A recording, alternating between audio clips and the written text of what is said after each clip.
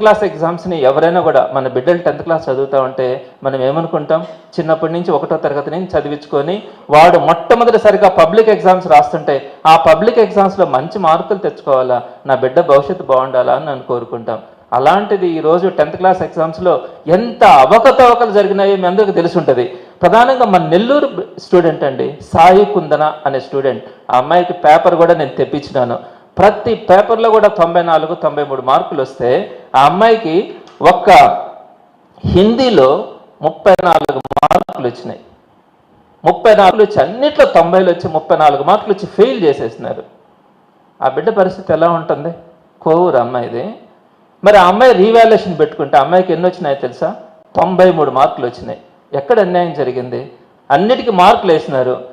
Totals వేసేటప్పుడు ఒక 4-5 పేజీల్లో ఉండే టోటల్స్ వేసేసి వాటిల్ని 34 మార్కులు వేసి ఆ బిడ్డను 550 మార్కులు పైగా వచ్చినటువంటి బిడ్డని ఫెయిల్ చేస్తే ఆ తల్లిదండ్రులు కానీ ఆ బిడ్డ కానీ రీవాల్యుయేషన్ మార్క్స్ వచ్చిన ఆ ఒక్క నెల రోజుల పాటు ఎంత వేదన చెందుంటారో మీకు అర్థమవుతుందా? అలానే ఇంకొక అమ్మాయి బుర్రా సుశీంద్ర రెడ్డి, వీళ్ళు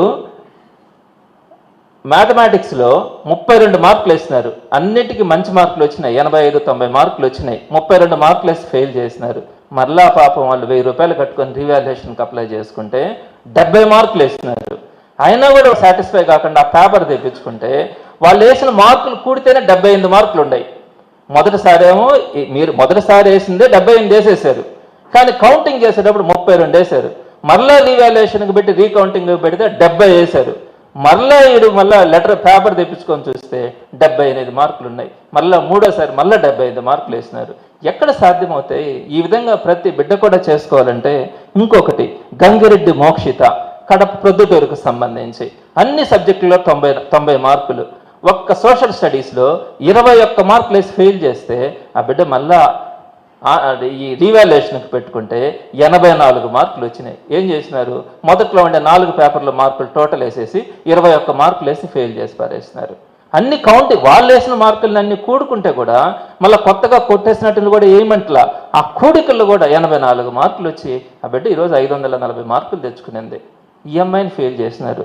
ప్రతిదీ కూడా ఇంకొక స్టూడెంట్ వైష్ణవి అనే స్టూడెంట్ 73 మార్కులు వేసినారు. పాపం ఆ అమ్మాయికి 90 మార్కులు వస్తాయని చెప్పి ఎక్స్పెక్ట్ చేసి పేపర్ తెప్పిస్తే మనం జనరల్గా మామూలుగా వాళ్ళు ఇచ్చిన ఆన్సర్స్ని చూస్తే కూడా 84 మార్కులు, మినిమం 84 మార్కులు వస్తున్నాయి. ఈ విధంగా అనేకమైనటువంటి స్టూడెంట్స్ పేపర్లు మార్కులు తెప్పిస్తే ఒక్కొక్క స్టూడెంట్కి సంబంధించి అరణ్య రోదనగా ఉంది రోజు పిల్లకాయలది.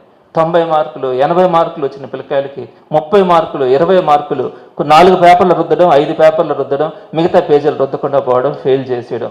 ఇట్లాంటి పరిస్థితి ఎప్పుడు చూడాలా మనం? ఇటు టీచర్ల విషయంలో కానీ విద్యార్థుల విషయంలో